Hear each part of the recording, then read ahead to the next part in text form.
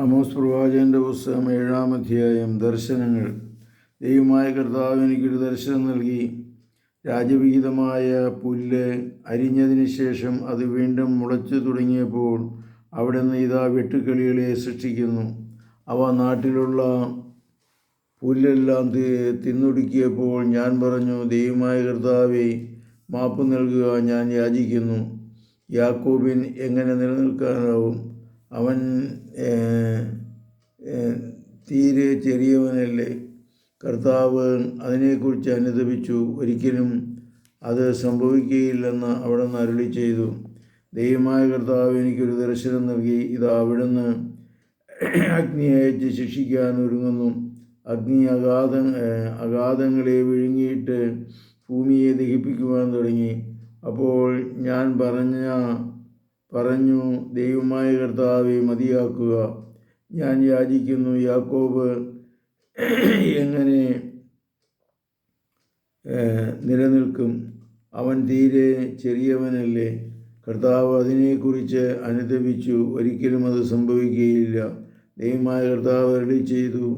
അവിടുന്ന് എനിക്ക് മറ്റൊരു ദർശനം നൽകി. ഇതാ തൂക്കുകട്ടയുടെ സഹായത്തോടെ പണിതുയർത്തിയ ഒരു മതിലിനോട് ചേർന്ന് കർത്താവ് കയ്യിൽ ഒരു തൂക്കുകട്ടയുമായി നിൽക്കുന്നു. അവിടുന്ന് ചോദിച്ചു, ആമോസ്, നീ എന്ത് കാണുന്നു? ഒരു തൂക്കുകട്ട എന്ന് ഞാൻ പറഞ്ഞു. കർത്താവ് തുടർന്നു, കണ്ടാലും എൻ്റെ ജനമായ ഇസ്രായേലിന് മധ്യേ ഞാനൊരു തൂക്കുകട്ട പിടിക്കും. ഇനിമേൽ ഞാൻ അവരെ വെറുതെ വിടുകയില്ല. ഞാൻ ഇസ്ഹാക്കിൻ്റെ പൂജാഗിരികൾ നിർമ്മാർജ്ജനവും ഇസ്രായേലിൻ്റെ ആരാധനാ കേന്ദ്രങ്ങൾ ശൂന്യമാക്കുകയും ജെറോബാമിൻ്റെ ഭവനത്തിനെതിരെ ഞാൻ വാളുമായി വരും. ആമോസിന് ബത്തേലിൽ മുടക്ക്. അപ്പോൾ ബത്തേലിലെ പുരോഹിതനായ അമാസിയ ഇസ്രായേൽ രാജാവായ ജെറോബാമിൻ്റെ അടുത്ത് ആളയച്ച് പറഞ്ഞു, ആമോസ് നിനക്കെതിരെ ഇസ്രായേൽ ഭവനത്തിൻ്റെ മധ്യേ ഗൂഢാലോചന നടത്തിയിരിക്കുന്നു. അവൻ്റെ വാക്കുകൾ പൊറുക്കാൻ നാടിന് കഴിയുന്നില്ല.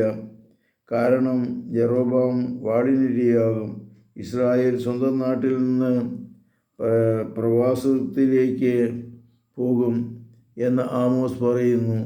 അമാസിയ ആദോമിനോട് പറഞ്ഞു, ദീർഘദർശി യൂദയ നാട്ടിലേക്ക് ഓടുക. അവിടെ പ്രവചിച്ച് അവർ അഹർവൃത്തി കഴിച്ചുകൊള്ളുക. ഇനിമേൽ ബഥേലിൽ പ്രവചിക്കരുത്. അത് രാജാവിൻ്റെ ശ്രീകോവിലും രാജ്യത്തിൻ്റെ ക്ഷേത്രവുമാണ്. ആമോസ് മറുപടി പറഞ്ഞു, ഞാനൊരു പ്രവാചകനല്ല, പ്രവാചകപുത്രനുമല്ല. ഞാൻ ആട്ടിടയനാണ്.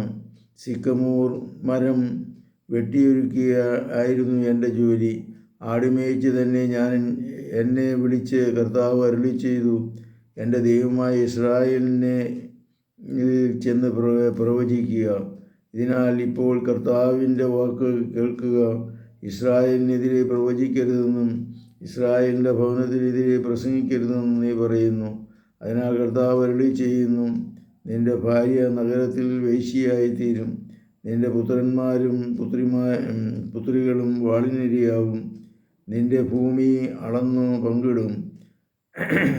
അശുദ്ധദേശത്ത് കിടന്ന് നീ മരിക്കും. ഇസ്രായേൽ തീർച്ചയായും സ്വദേശം വിട്ട് പ്രവാസത്തിലേക്ക് പോകും. കർത്താവെ, അനുഗ്രഹിക്കണമേ. പരിശുദ്ധ പരമദിവ്യകാരുണ്യത്തിന് നേരവും ആരാധനയും സ്തുതിയും പുകഴ്ചയും ഉണ്ടായിരിക്കട്ടെ. ശംശിയായിരിക്കും സ്തുതിയായിരിക്കട്ടെ.